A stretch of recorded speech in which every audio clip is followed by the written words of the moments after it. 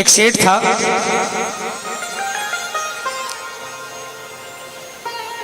उसको भी जुनून था पैसा कमाने का। नीचे गद्दी थी, ऊपर घर था। सुबह सुबह जल्दी उठता, घर के सब लोग सोए रहते, नीचे आकर अपने व्यापार में लग जाता।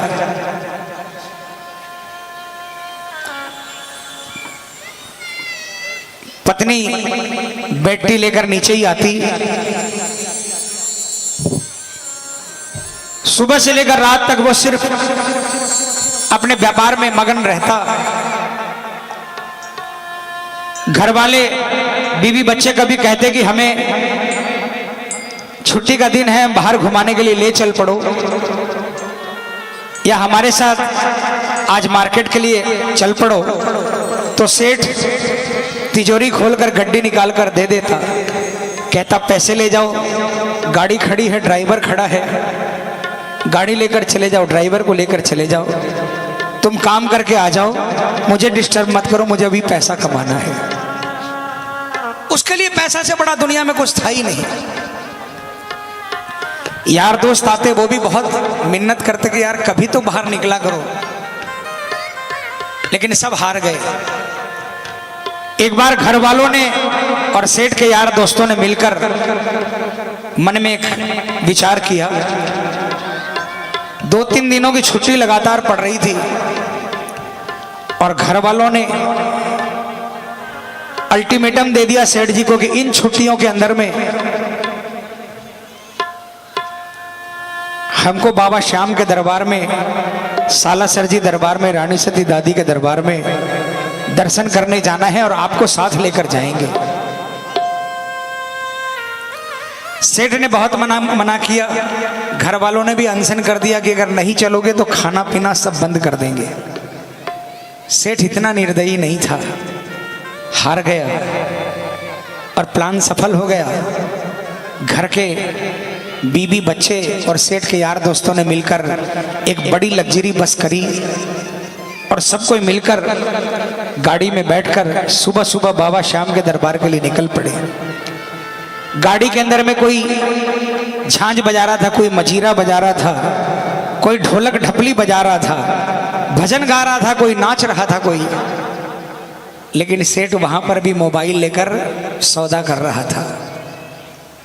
खाटू पहुंच गए, धर्मशाला में जाकर रुके, नहाए धोई करी और जब धर्मशाला से बाहर निकले मंदिर जाने के लिए तो किसी के सिर पर चूरमे का थाल था, किसी के हाथ में प्रसाद की थैली थी, कोई ढपली लेकर धमाल गा रहा था, कोई निशान लेकर नाच रहा था। सेठ वहां भी मोबाइल से सौदा कर रहा था।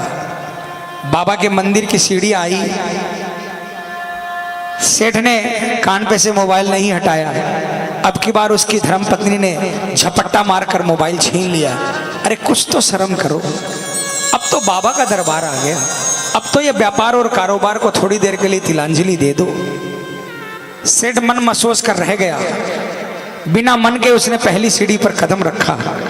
लेकिन प्रेमियों, झूठ नहीं कहता, जो नहीं गए उनको बता दूं, 13 सीढ़ी है और पहली सीढ़ी से ही कुछ कुछ होने लग जाता है। सेठ को भी लगा कि कुछ अलग सा हुआ है उसके साथ। एक एक सीढ़ी चढ़ता गया, सेठ के मन के भाव बदलते गए और 13वीं सीढ़ी पर चढ़ने के बाद जब वो बाबा श्याम के दरबार में सामने पहुंचा और बाबा से नजरों से नजरें मिली, सेठ एक टक निहारता रह गया, आंखें फटी की फटी रह गई। चंद सेकंड के अंदर में सेठ की आंखों से आंसुओं की धार बह निकली और सेठ मन ही मन बाबा से कह रहा है, बाबा मैंने तो सोचा था कि पैसा कमाने से बड़ा नशा दुनिया में किसी चीज में नहीं है, लेकिन मैं गलत था, मैं अभागा था बाबा, जो इतने बरसों तक आपके दरबार से दूर रहा। आज आपकी आंखों में झांक कर देखा, जो नशा आपकी आंखों में है उस नशे के आगे दुनिया का हर नशा फीका है बाबा। सेठ काफी देर तक बाबा के सामने खड़ा आंसू बहाता रहा। मन ही मन बातें करता रहा। परिवार वाले दर्शन करके आए, सेठ को हाथ पकड़ा। सेठ ने कहा तुम जाओ, अभी मैं थोड़ी देर में आता हूँ। क्या तो आने के लिए तैयार नहीं था, क्या मंदिर खाली था। घंटों बाबा के दरबार में बाबा से बातें करता रहा। आखिर में उसने शीश झुकाया, दंडवत प्रणाम की और कहा बाबा आज आपसे वादा करके जाता हूँ। मैंने सुना है हर महीने की 11 को आपके दरबार में लाखों लोग आते हैं। मैं भी आपके दरबार में हर 11 को आऊँगा, अकेला नहीं आऊँगा। मेरे शहर में जो भी आपके दरबार में आना चाहेगा उसको अपने साथ लेकर आऊँगा, गाड़ियाँ भर भर कर आऊँगा। ये वादा करके सेठ चला गया। अगले महीने 11 आई, सेठ फिर बाबा के दरबार में आया। अब की बार कई गाड़ियां लेकर आया, पूरे शहर को न्योता दे दिया। सेठ इसी तरह आने लगा। 2, 4, 6 महीने बीते। एक 11 के दिन जब सेठ घर से निकलने लगा, मुनीम जी आवाज लगाई। मुनीम ने, सेठ जी कहाँ जा रहे हो? सेठ ने कहा मूर्ख तुझे पता नहीं आज 11 है, मुझे बाबा श्याम के दरबार में जाना है। मुनीम ने कहा सेठ जी आपको शायद याद नहीं, कल एक व्यापारी का फोन आया था जो कि बाहर से आ रहा है और 50-60 लाख का व्यापार है, सौदा है, और आज शाम को वो वापस देश से बाहर चला जाएगा। अगर ये सौदा हाथ से निकल गया तो बहुत नुकसान होगा। आप एक काम करो, 11 की जगह पूर्णिमा को चले जाना। सेठ ने सोचा मुनीम सही कह रहा है, आज इस व्यापारी से सौदा कर लेता हूँ, 4 दिन बाद पूर्णिमा आएगी, पूर्णिमा को चला जाऊंगा, क्या फर्क पड़ता है। सेठ माया में उलझ गया, 50 लाख का सौदा करने के लिए रुक गया। उस मूर्ख को यह नहीं मालूम था जो व्यापारी आ रहा है उससे 50 लाख का सौदा होगा, लेकिन ये जो व्यापारी है इससे जन्म जन्म का सौदा होने वाला था। सेठ नहीं गया। पूर्णिमा आई, फिर कोई व्यापारी आया। सेठ ने सोचा अगली 11 को चला जाऊंगा। अगली 11 आई, फिर कोई व्यापारी आया। सेठ फिर सोचा कि मावस को चला जाऊंगा। सेठ फिर माया जाल में उलझ गया और सेठ का बाबा के दरबार से रिश्ता फिर से टूट गया। 2-4 महीने निकल गए, सेठ खाटू नहीं जा पाया। एक रात को सेठ सोया, अचानक रात को 2-2:30 बजे उसे लगा कि उसे कोई आवाज आ रही है। वाह रे सेठ, तू तो बहुत बड़ा व्यापारी निकला। मैंने तो सोचा था कि मेरे दरबार में कोई मेरा भगत आया है जो पश्चाताप करने के लिए आया है, लेकिन मुझे नहीं मालूम था कि वो कोई भगत नहीं बल्कि सौदागर था, सौदा करने के लिए आया है।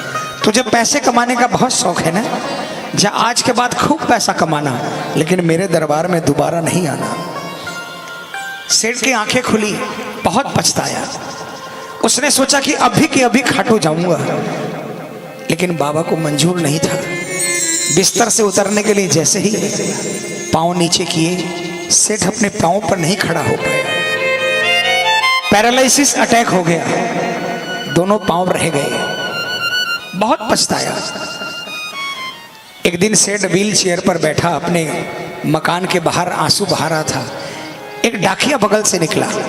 सेठ ने डाकिया को आवाज लगाई, है डाकिया, तुम तो कलकत्ता, दिल्ली, बंबई न जाने कहां कहां का संदेशा ले जाते हो, क्या मुझ गरीब का एक संदेशा मेरे बाबा श्याम के दरबार में ले जाओगे? डाकिया ने कहा मेरा तो काम ही ये है, और जब से इंटरनेट आया है लोग व्हाट्सएप और फेसबुक और मल्टीमीडिया के द्वारा चैटिंग कर लेते हैं। बहुत मंदा धंधा है, धंधा बहुत मंदा है, बोलो तुम्हारा क्या संदेशा है? डाकिया को सेठ ने क्या कहा, डाकिया ने सेठ से क्या कहा, और सेठ को फिर डाकिया ने क्या कहा, और डाकिया ने बाबा के दरबार में जाकर क्या संदेशा सुनाया। आइए प्रेमियों, विश्वास दिलाता हूं, जो भी मन में उधेड़ गुण है, जो भी मन में सवाल है, जो भी परेशानी है, इस भजन के माध्यम से आप अपना संदेशा भेज देना। मैं आपका डाकिया बनने के लिए तैयार हूं। 15 मई को 11 है। अगर मैं जिंदा बाबा के दरबार में पहुंचा तो मैं विश्वास दिलाता हूं आपको, आपकी हाजिरी पहले लगाऊंगा, मेरी हाजिरी बाद में लगाऊंगा बाबा के दरबार। आइए, उस सेठ ने डाकिया से क्या कहा। मैं निवेदन करूंगा 15 मिनट इधर उधर किसी से बात मत करना, कोई बगल वाला आपसे बात करे ना, उसको बोल देना 10 मिनट रुक जाओ, अभी मुझे मेरे बाबा से बातें करनी है, ठीक है? आइए।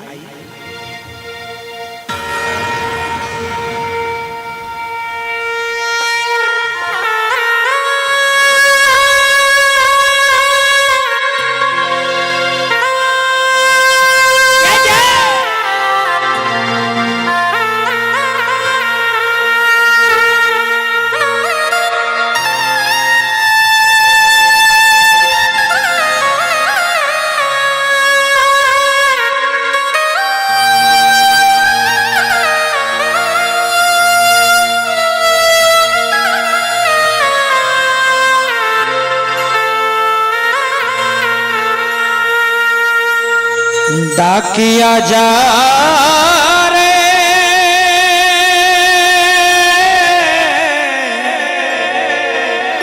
शाम ने संदेशो दीजे, शाम ने जाए तू कह दीजे, भगत थार दर्शन ने तरसे। समझ में आया? थोड़ा मारवाड़ी है, समझ में आ जाएगा, मैं समझा दूंगा। उठाओ ना हाथों को, कौन कौन संदेशा भेजना चाहता है? मिलकर तालियां बजाकर बोलेंगे क्या? डाकिया जा रे सामने संदेशो दीजे, सामने जाए तू कह दीजे, भगत थार दर्शन में तरसे। डाकिया जा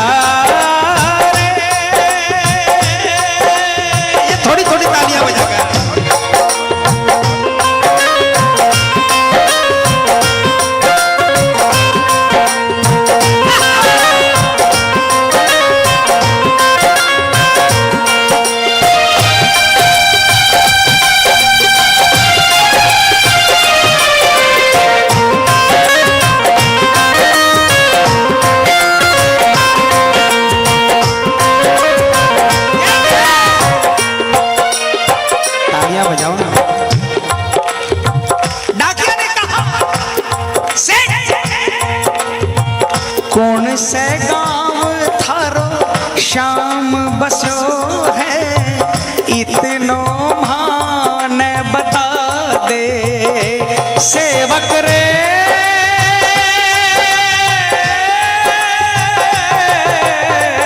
कौन से गांव थारो शाम बसो है, इतनो मान बता दे। घर तेरे पास है कोई निशानी, माने तू दिखला दे। कैया जानूंगा पहचान, मैं हूँ छोरो अनजान। कैया जानूंगा पहचान, मैं हूँ छोरो अनजान। कैया शाम शु होसी मिलन।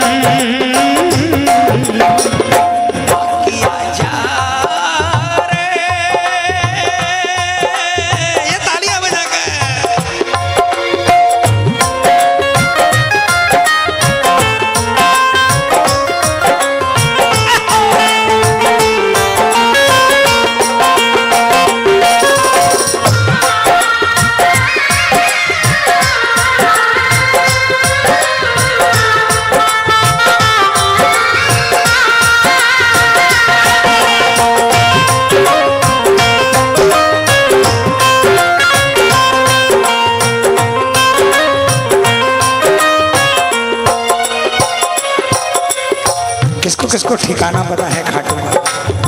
तालियां। सेठ ने कहा खाटू में है श्याम जी को मंदिर, शिखर ध्वजा लहरावे। डाकिया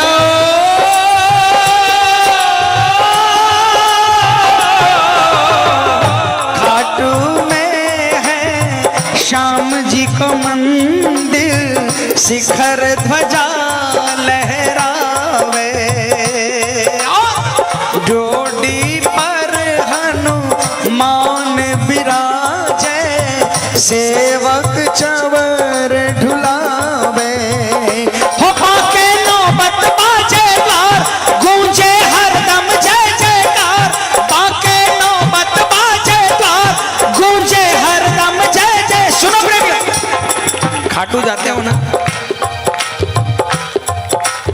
जब छोटी सीढ़ियों से दर्शन करने चढ़ते हो, अखंड ज्योति वाले चबूतरे पर नगाड़ा रहता है, नगाड़ा वाला भी रहता है, तालियां बजा, उसके हाथ से डंडा लेकर माथे से लगाकर जो भी अरदास हो वो अरदास कहकर 5 बार उस नगाड़े पर वार किया करो,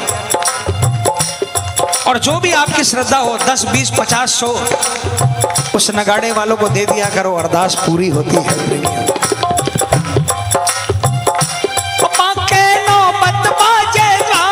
गूंजे हरदम जय जयकार, बांके नौबत बाजेदार, गूंजे हरदम जय जयकार, सज धज बैठे है श्याम सजन,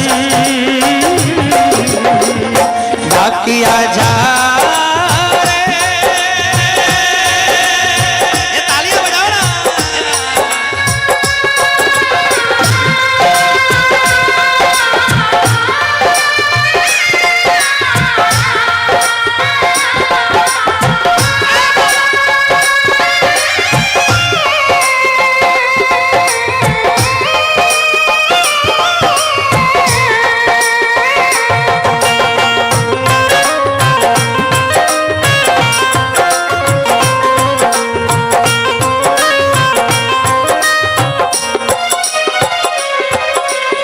डाकिया सेठ से विदाई लेकर निकला,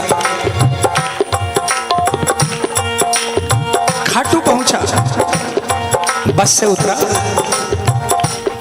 लोगों से पूछा भैया श्याम बाबा का मंदिर कहाँ है? लोगों ने बताया बाबा के मंदिर के पास पहुंचा। डाकिया भी सीढ़ी पर कदम रखा, डाकिया को भी कुछ अजीब महसूस हुआ, डाकिया सीढ़ी चढ़ता चला गया, 13वीं सीढ़ी पर पहुंचा।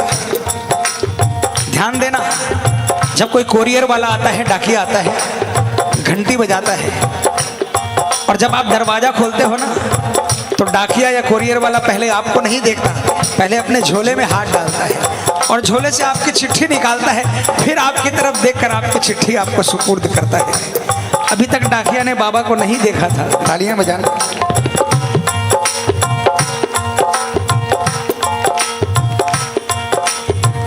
पहुँच गयो दरबार श्याम के, बोलन लाग्यो संदेशो, बाबा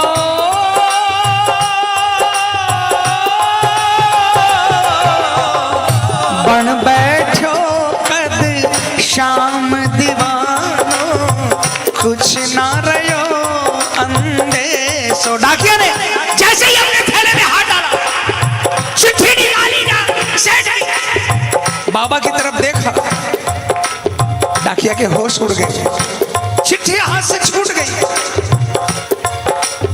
डाकिया की आंखों में भी आंसुओं की धार बह गई, फूट फूट कर रोने लगा, संदेशा सुनाना भूल गया। अचानक उसे लगा कि कोई आवाज आई, अरे डाकिया, तू जिस काम के लिए आया है वो काम तो बता। डाकिया बाबा के चरणों में गिर गया, उसने कहा बाबा, मैं अभागा डाकिया, जिंदगी के 40 साल साइकिल के 2 पहियों पर बिता दिए, इसका संदेशा उसको सुनाया, उसका संदेशा उसको सुनाया, मेरी सुनने वाला आज तक कोई नहीं आया। रिटायरमेंट के 2-3 महीने बाकी बचे हैं, ये तो भला हो उस सेठ का जिसने मुझे आपके दरबार का पता बता दिया। मैं सेठ का संदेशा जरूर लेकर आया हूं, लेकिन अब आपसे विनती करता हूं, मुझे यहां से नहीं जाने दो बाबा, अपने चरणों की सेवा दे दो, कुछ नहीं चाहिए, दिन भर आपकी और आपके भक्तों की सेवा करूंगा,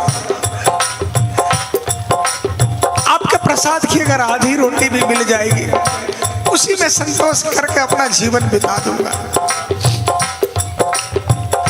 बन बैठो कद शाम दीवानो, कुछ ना रहो अंदेशो। ओ आखड़ ल्यासो बरसी धार, चैया सावन की फुहार। आखड़ ल्यासो बरसी धार, चैया सावन की फुहार। देख सावरिया बोलो यह वचन।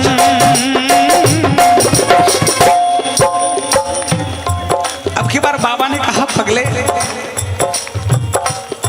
तुझे वापिस भेजने के लिए थोड़ी बुलाया है मैंने, तुझे अपने पास रखूंगा, लेकिन मेरा एक छोटा सा काम कर देगा।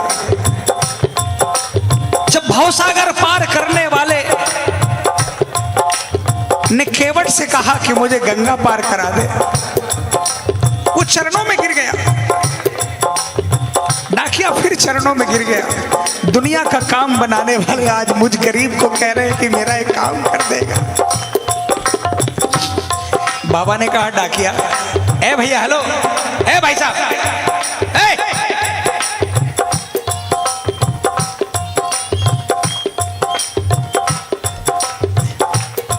बाबा ने कहा, पगले, जिस सेठ की चिट्ठी लेकर आया है ना, अगर उसको संदेशा वापस नहीं सुनाएगा मर जाएगा वो। बस मेरा संदेशा उसको देकर आ जा, उसके बाद तुझे कहीं नहीं जाने दूंगा। और बाबा ने क्या कहा, डाकिया जा रे, संदेशों सेवक ने दीजे, सेवक संदेश न तरसे। संदेशों सेवक ने दीजे, सेवक संदेश न तरसे। सेवकिया राह तेरी निरखे, डाकिया जा।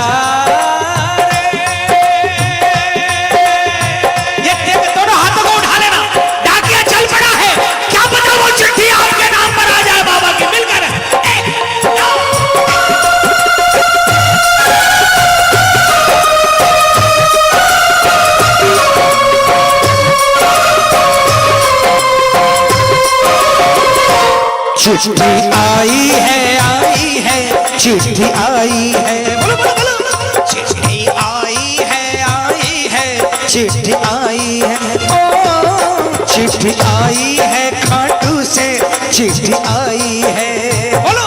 चिट्ठी आई है खाटू से, चिट्ठी आई है।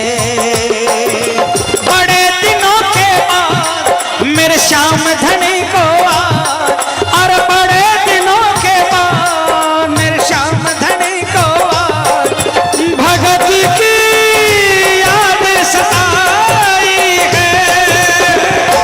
चिट्ठी आई है, चिट्ठी आई है, ओ चिट्ठी आई है, चिट्ठी आई।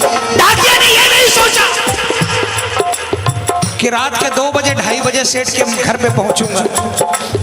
उसको तो जल्दी लगी थी कि बाबा का संदेशा सेठ को देकर वापस श्याम के चरणों में आकर नौकरी में लग जाने की। रात को 2 बजे वो सेठ के मकान के बाहर पहुंचा। उस दिन सेठ के घर में कोई नहीं था, सेठ अकेला सो रहा था। डाकिया ने कॉल बेल दबाई।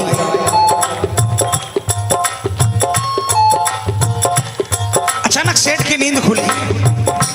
उसने सोचा आधी रात के वक्त कौन आया। अचानक उसे याद आया, डाकिया आया है, मेरे बाबा का संदेशा लेकर आया है। उठकर बैठ गया,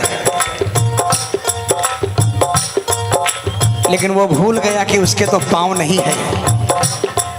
घसीटते घसीटते व्हील चेयर पर पहुंचा और व्हील चेयर को धकेलते धकेलते दरवाजे तक पहुंचा। तालियां बजाना।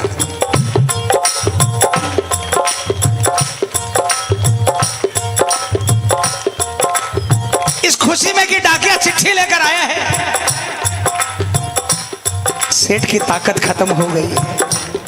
उसने दरवाजे का हैंडल नीचे करने की कोशिश की, खुशी में सारी ताकत खत्म हो गई। हैंडल नहीं हिल रहा था, बहुत कोशिश की।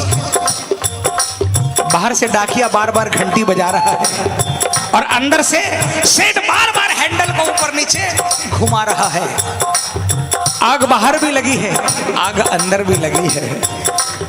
अंदर आग इसलिए लगी है कि जल्दी से जाकर डाकिया के गले लगूं और बाबा का संदेशा सुनूं, और बाहर आग इस बात की लगी है जल्दी से सेठ को संदेशा देकर बाबा के चरणों में सेवा करने के लिए पहुंच जाऊं। काफी समय बीत गया, सेठ की आंखों में आंसू आ गए और अचानक उसने आओ देखा न ताओ और हैंडल पर हाथ रखकर एक जोरदार जयकार लगाई, हारे के सहारे की, और उसने जोरदार ताकत लगाई, हैंडल नीचे हो गया, दरवाजा खुल गया और सेठ बाहर डाकिया के चरणों में जाकर गिर गया। सेठ डाकिया के चरणों में गिर गया, डाकिया सेठ के चरणों में गिर गया। दोनों गले लगने लगे। डाकिया ने चिट्ठी निकालकर सेठ के हाथों में दी। सेठ ने कहा, नहीं, मुझ पापी को मत दो,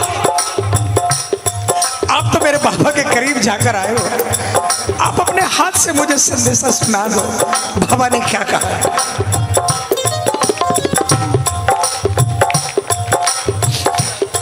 डाकिया ने संदेशा सुनाया। बाबा ने क्या कहा है सुनना, आप भी सुनना, ये संदेशा आपके लिए भी है। बाबा ने कहा, कह दीजिए तू जाए सेवक ने तेरो बुलावो आसी, सेवक रे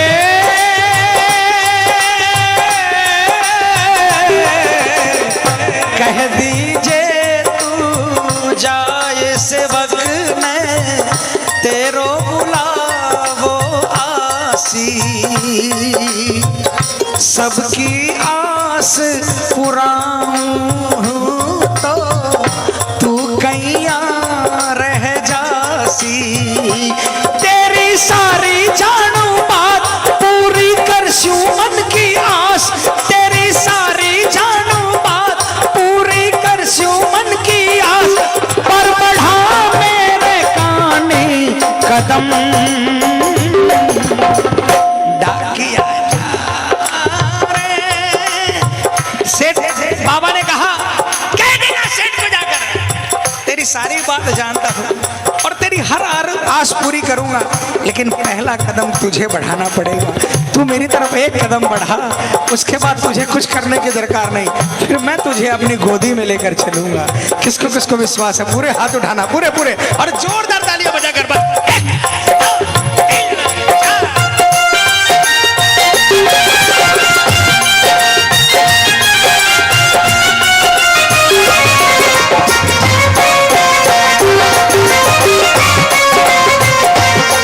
पुष्पांजलि वाले की, पुष्पांजलि वाले की, लीले घोड़े वाले की, पुष्पांजलि वाले की, लीले घोड़े वाले की, गोदी में सो जाऊं, मेरा दिल करता है शाम के भजनों में खो जाऊं, मेरा जी करता है शाम के भजनों में खो जाऊं। किसका किसका मन करता है?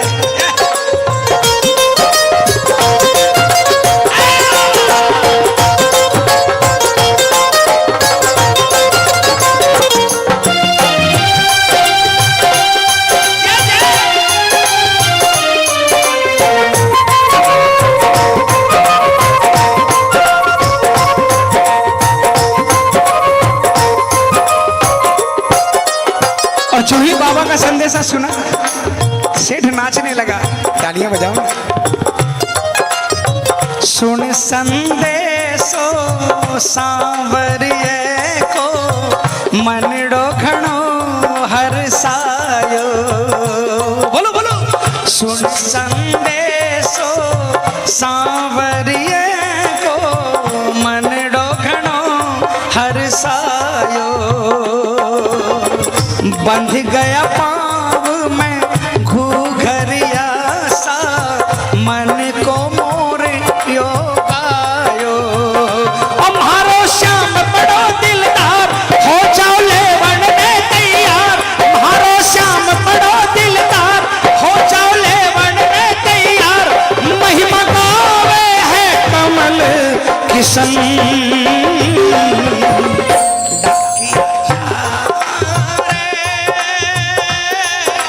देखो आपका डाकिया मैं हूं, कोई फीस नहीं लूंगा। भजन खत्म हो गया, मेरी तरफ से आखिरी लाइन है, पूरे हाथ उठा लो, पूरे पूरे और जोरदार आवाज में सिर्फ ये 2 लाइनें कह देना, विश्वास दिलाता हूं आपका संदेशा बाबा के दरबार में पहुंच जाएगा। क्या? डाकिया जा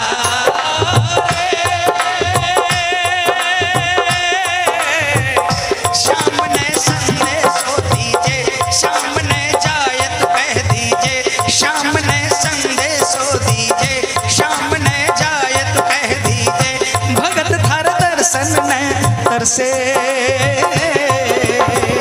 डाकिया जा रे, डाकिया जा रे, डाकिया जा